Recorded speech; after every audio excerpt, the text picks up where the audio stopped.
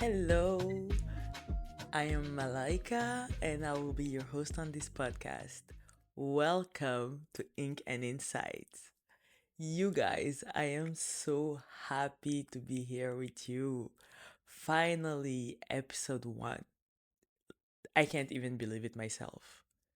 I've been saying for the past maybe 4 years, I want to do a podcast. I want to do a podcast. I even published it on my Bookstagram in public. I was like, okay, podcast airing. I think it was something like 27th of July 2024. And I really thought that putting this on display would hold me accountable. It did not.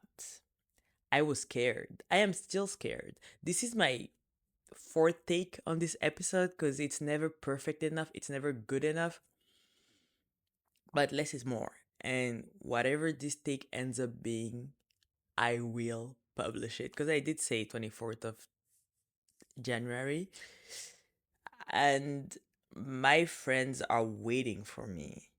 I would also like to give a big shout out to my friends. You will hear me give them shout outs a lot of times because they're amazing. They're so supportive, and I'm so lucky. And half of my equipment is from them. My mic was offered by one of my best friends. My ring light, the same. My dope ass logo was made by one of my best friends. All of that a year ago, and I didn't record until today. That is so funny, but they're patient and they're not mad at me and they're just waiting for me to do my thing. So here I am. For a little bit of context, this podcast was like one reason why I didn't record is that I didn't know what I wanted it to be. Did I want to record in French? Did I want to record in English? Yes, because I think you can hear it. I'm not a native English speaker, but I did choose to record it in English because, first of all, most of the books that I read and that I'm gonna recommend on this podcast are in English and have not been translated. So I don't think there will be a point to do the podcast in French and then recommend books that people can't read. But aside from that, I am just more comfortable in English. I think it's my comfort language because I want this podcast to be such an intimate conversation that I feel like I need to take a step back and English allows me to do so. So, yeah, I didn't know French, English, book podcast, feminist podcast, sexual health podcast, mental health podcast, political podcast, history podcast. I have so many interests that I didn't know what I wanted to do with that podcast. And then I decided that I would just call it Insights. So it would be basically anything I want, anything we want.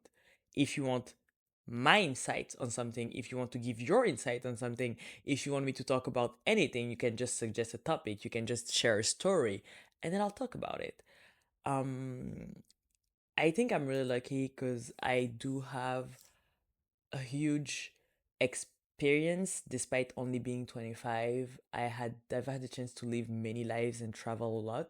So I think I'm gonna have some nice and fun stories and also nice and kind and hopefully wise advice and insights for you guys.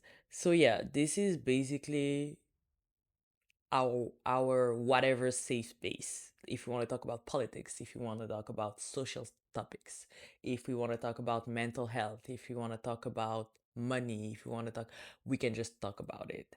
And I think that is nice because we can do whatever we want and we should do whatever we want.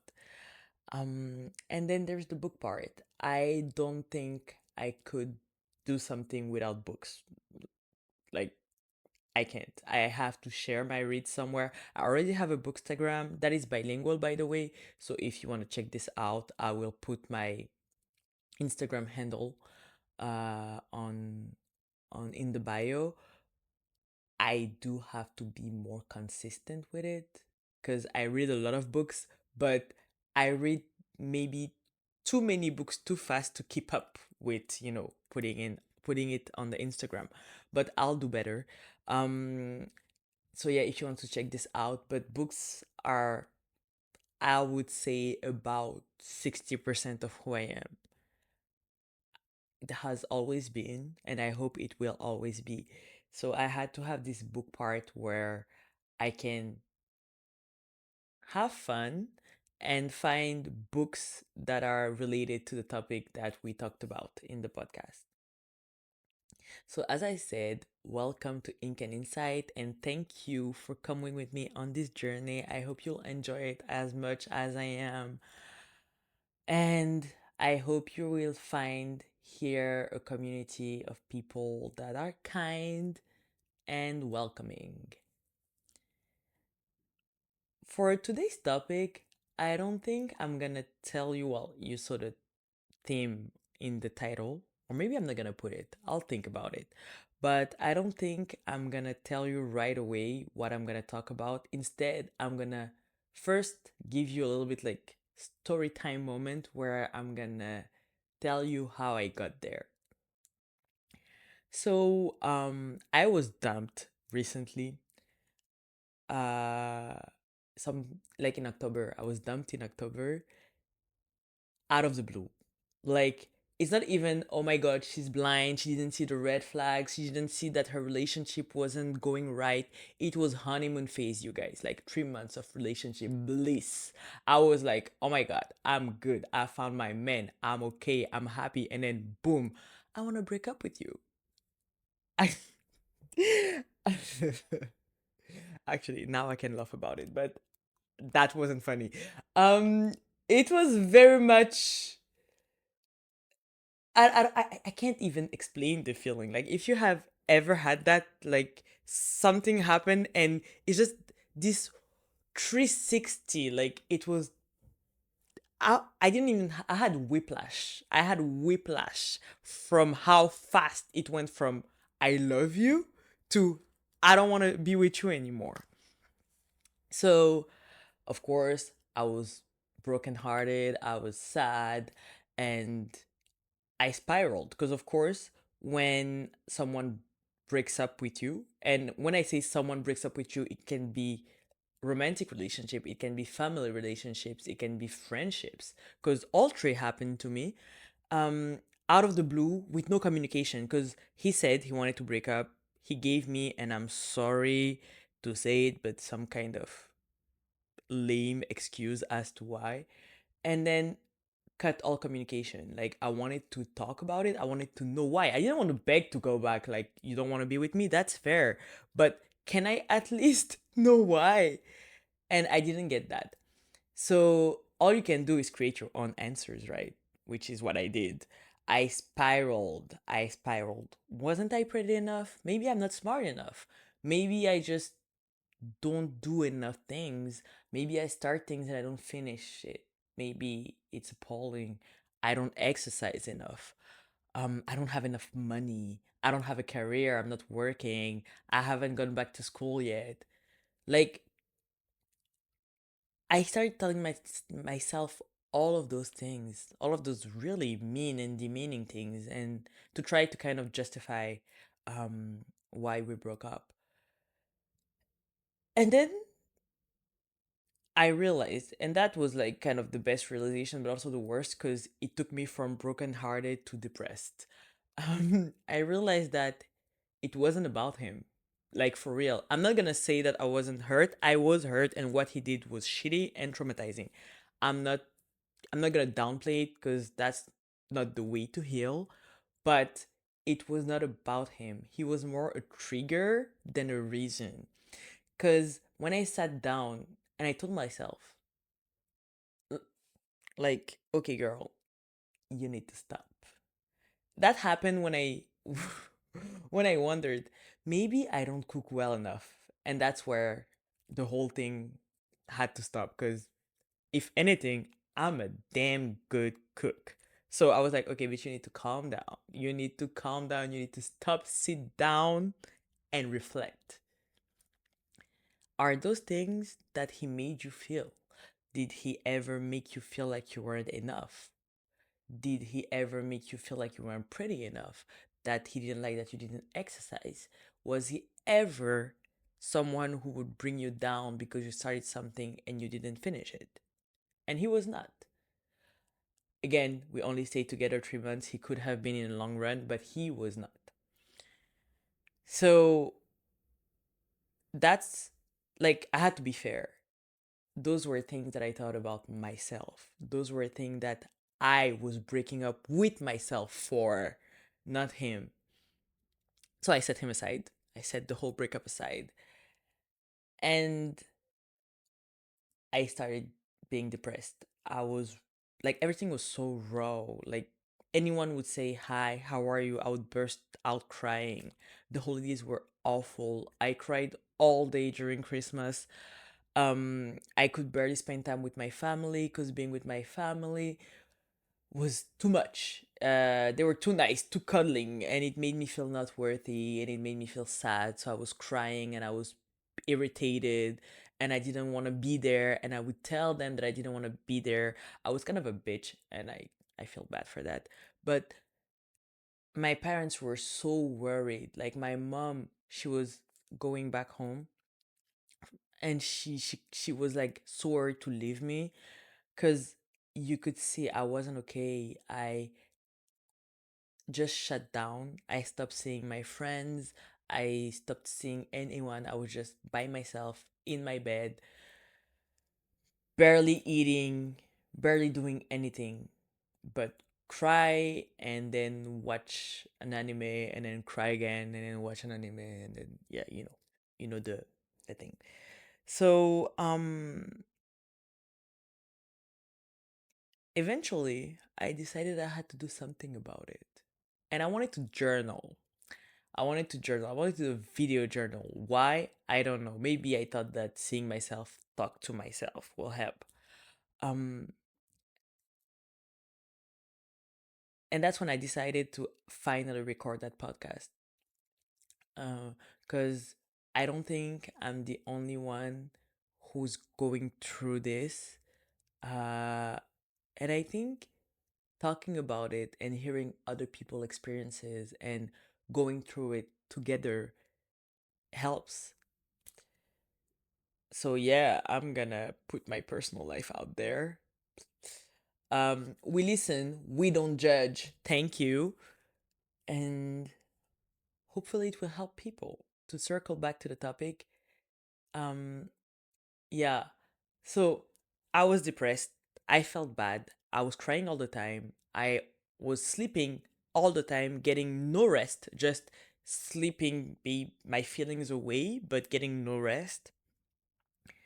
And basically swallowing like 300 pages a day, because when I'm not watching an anime, when I'm not sleeping, I'm reading, because when I read I don't think.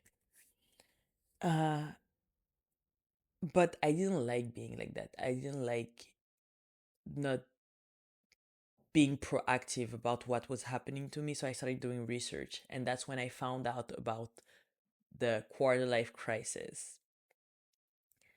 And I think it's been brewing for such a long time. I felt confused about what I was doing with my life. I am 25. I haven't started my career. My friends are engineers and doctors, and like, they're impressive. They're already on their careers. Some of them are married. But here I was, 25, grad recently graduated for a bachelor that I'm not gonna use because I hate what I studied, and taking a gap year to make sure that she chose her master's degree subject properly, but also scared because I hated what I studied. I don't have the best grades to get into a master's degree. So will I even get into a master's degree? I don't know. So it was brewing for such a long time, and he triggered all of it. And I think the triggered work because I didn't stop to the whole "I'm heartbroken." I went a step further, wondering why I was thinking stuff about myself that people didn't think about me around me. So I'm gonna give you a definition of the quarter life crisis, because doing research made me realize that it's actually a thing, and it is even like therapists research it, therapists talk about it, and it's a real anxiety problem thingy. Like what I just said make no sense, but let me read you the definition. So, according to Bradley University, I'm gonna give you a lot of like my resources if you want to read more about it. Just know that this one refers to the patient as the client. So I am not sure about like how you want to take that, but it's based on the Harvard Business Review study. So basically, it typically occurs when people feel trapped, uninspired, and disillusioned during their mid 20s to their early 30s. You may feel like you're stuck in a dead-end job while all your friends advance in your career, or wonder why you cannot seem to make a romantic relationship last when other members of your social group are getting married and having children. Common stressors that can lead to this kind of crisis can include job searching, career planning, living alone for the first time, navigating relationships, making a long term personal or professional decisions. And basically, you can feel a sense of being trapped in some form of commitment, either in your personal or professional life. And then there's like a trigger, some kind of separation or loneliness, whether it's moving to a new city or leaving a romantic relationship. And during this period, you're gonna reflect, and that's when you're gonna like enter the deep phase of the quarter life crisis. I will also add, it's also written here that usually when you find yourself in this situation, um, you're in your 20s and people keep saying, oh my God, this is the best time of your life. This is the best time of your life. And maybe you're not that low in the struggle Olympics. I'm going to put that in air quote for people who are listening on Spotify. Um, what I mean is that you didn't have that bad of a childhood. You're not struggling to eat. You're not homeless. Um, you have a supporting family, supporting friends. So you're just sitting and wondering, do I even have the right to feel that bad? Do I even have the right to be that sad? Why am I even that sad? And I think for me, I brushed my feelings under the carpet so much because of that. Because yeah, my parents love me. I have great bonds with my brothers and sisters. My friends are amazing. Okay, school is not going well. But aside from that, like why I'm pretty privileged. So why are you feeling so sad? I felt like I didn't have the right to feel so bad. And that when I was complaining, I was doing too much. And it's not about that. It's way more complicated than that. And for those who need to hear it, you have the right to feel the way that you feel. Your feelings are valid. It doesn't matter that your parents are rich. It doesn't matter that they love you. It doesn't matter that you have the love of your life sitting right next to you. All of that doesn't matter. Your feelings are valid. I needed to hear that and I didn't, so I'm telling you that and I'm telling that to myself. Your feelings are valid. I think the quarter life crisis is really, really hard to explain, especially to our parents, and especially when you have African parents. And I am lucky with my African parents. Well, my dad is like, he's conflicted. At the same time, he doesn't believe in therapy. He believes that therapy is for crazy people, but he understand depression. He understand not feeling okay, not being sad. Because when I wasn't feeling okay, he called me and he was like, either you come to see me or I will come to see you. And we are 2 hours apart.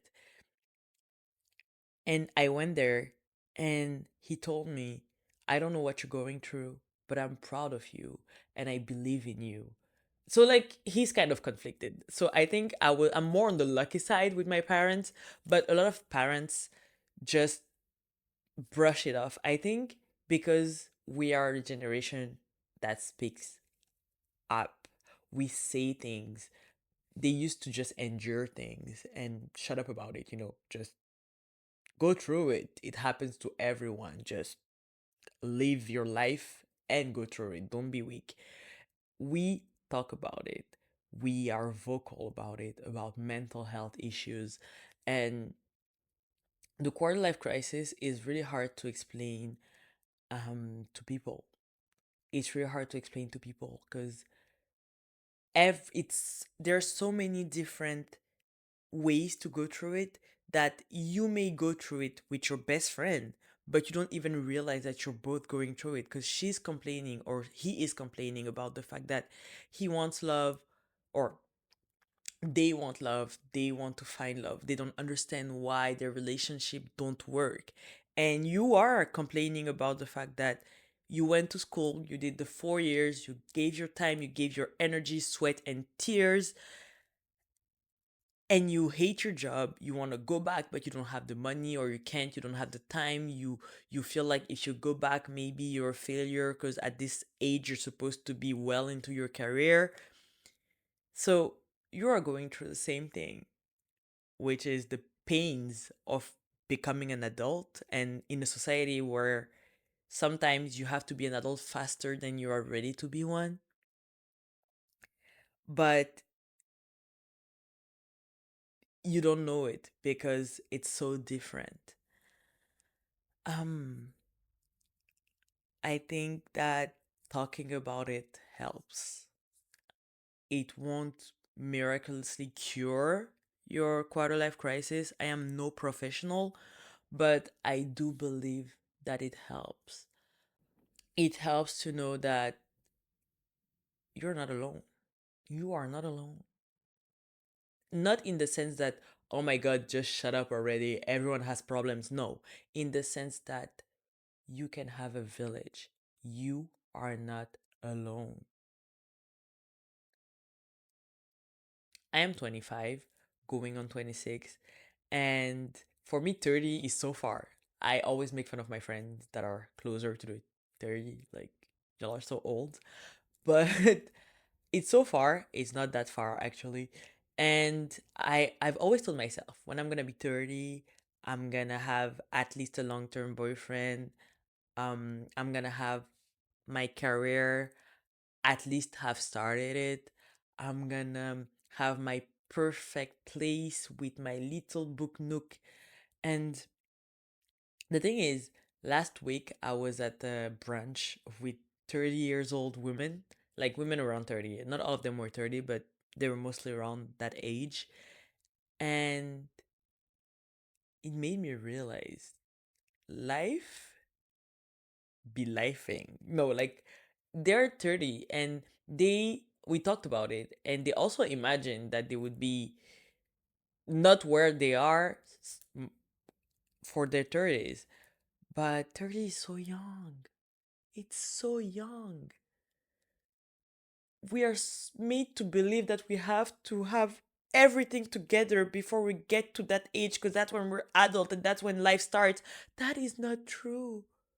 30 is so young. So for me, I think one of the work that I'm gonna do is slow down. I really need to slow down. Yes, I'm 25. Yes, I've just graduated. I am not working yet. Well, I have a job, but I'm not working in the field that I want to be working into, and that is okay. Because we all have our own path. One of my friends once told me maybe they get their blessings earlier because they're not gonna live long enough.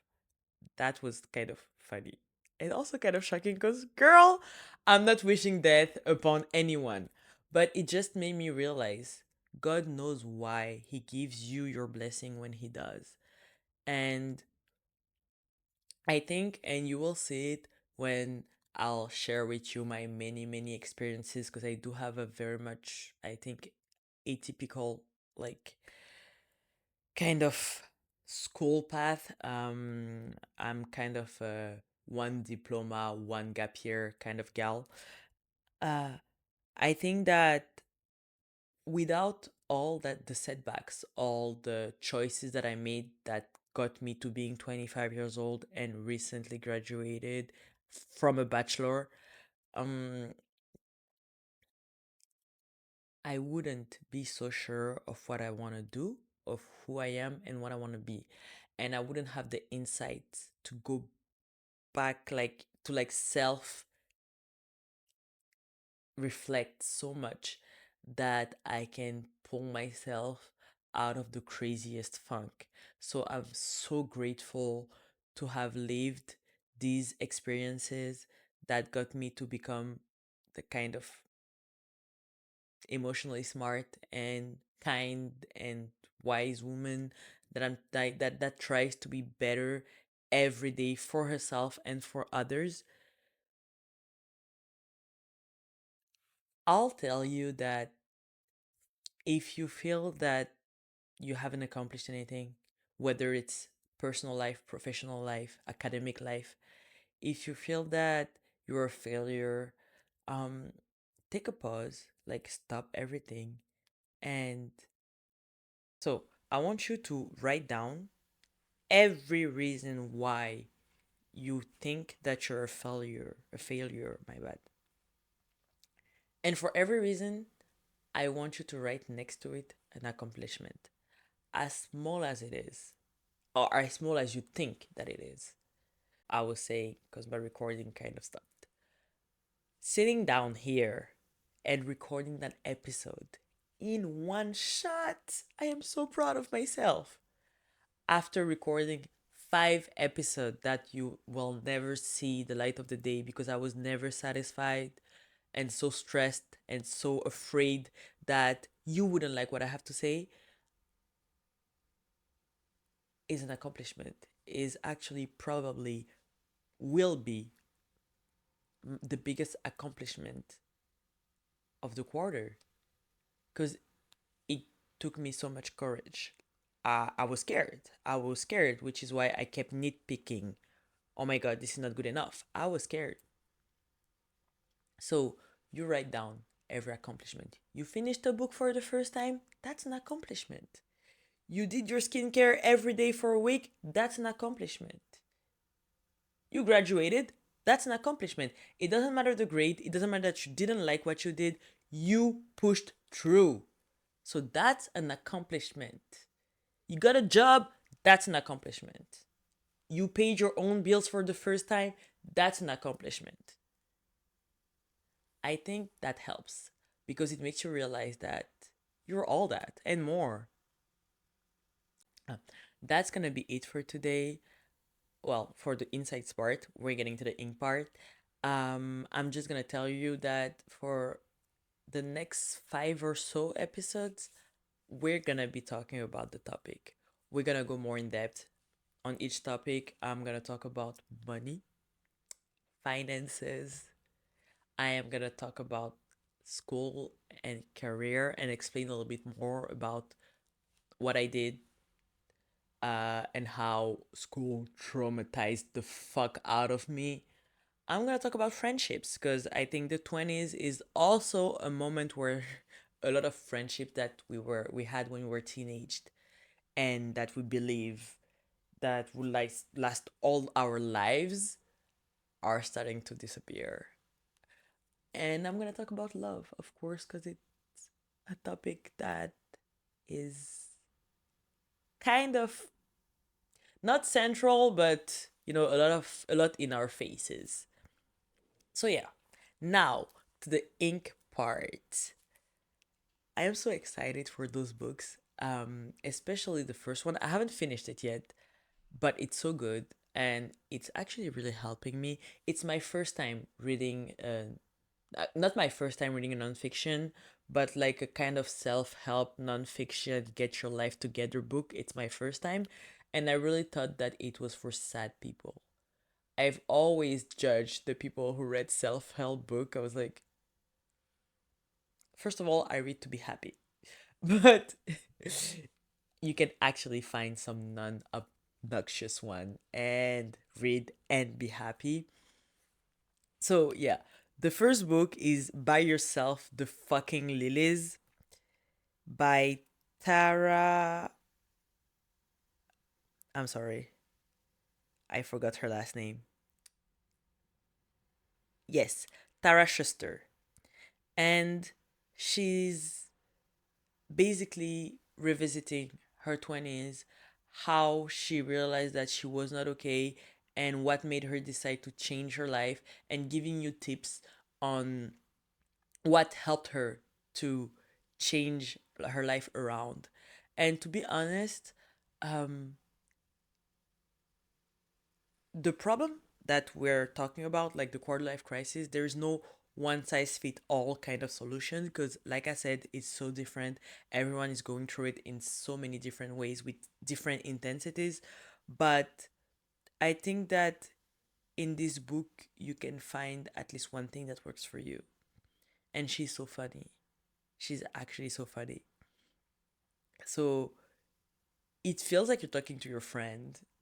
I really like it. I'm not done with it. I'm halfway through, but I am enjoying the ride. The second book is called A Love Song for Ricky Wilde by Tia Williams. This is a romance. I'm a romance girl. So if you have any recs or if you want to talk about books, feel free in the comment sections. So this one, I'm not even gonna talk about the love story part. It doesn't matter in this context. It's more about Ricki. She's 21. She has like a very controlling family with kind of like, very wealthy, and you have to fit this aesthetic and go through this path. And she just says, fuck it, keep your money, keep everything. I'm moving to New York. She's in Atlanta, I think. I'm moving to New York and I'm following my dreams. Sh- She's so fucking brave. She doesn't exist, but it's still inspirational. She's so fucking brave, and I'm trying to emulate that because it's hard to live our dreams, especially in a society that is so jaded that people are just gonna tell you that you can do it, you shouldn't do it, or just focus on your job, or you have other issues. You guys, your dreams are worth it. Without dreams, life is so fucking sad. And for the last book is All I've Wanted, All I've Needed by A.E. Valdez. I don't know her first name, so on the book it's written just initials, A.E. It's also she's 26, but she also like uproots her life, moves to another city, breaks up with her high school sweetheart or college sweetheart, I don't remember, and just does a 180. She's it's a romance book, but once again, I'm more about the part where she doesn't follow her dream because when she moves, she's lost. She doesn't know what she wants to do. She doesn't know who she is. She's really lost. So it's different from a love song for Ricky Wilde because Ricky knows what she wants. She doesn't, and she finds out along the way. So very nice read, very like soothing, very nice love story with like some spicy sex scenes. So definitely recommend. Um, for all the men who listen to this podcast. First of all, you are welcome to listen. It's not a women's podcast. Un- not unfortunately, blessed to be a black woman. So most of my experiences will be through the lens of a black woman. I will try to make all of it more inclusive. Unfortunately, I don't read a lot of male authors. So just because I don't relate as much, I will try to include at least twice a month because I still want to enjoy my reads. I'm sorry, at least twice a month, a male perspective. Um, but yeah, I want to make this space as inclusive as possible. I want people of all colors, all genders to feel included and talked to. I do know that read less fiction, and I'm not gonna read more self-help books for you guys. That is not gonna happen. So you need to read to be happy too, if you do. Thank you for staying with me all this time and listening to my first episode. Once again, I am so proud of myself, and see you next week. Bye.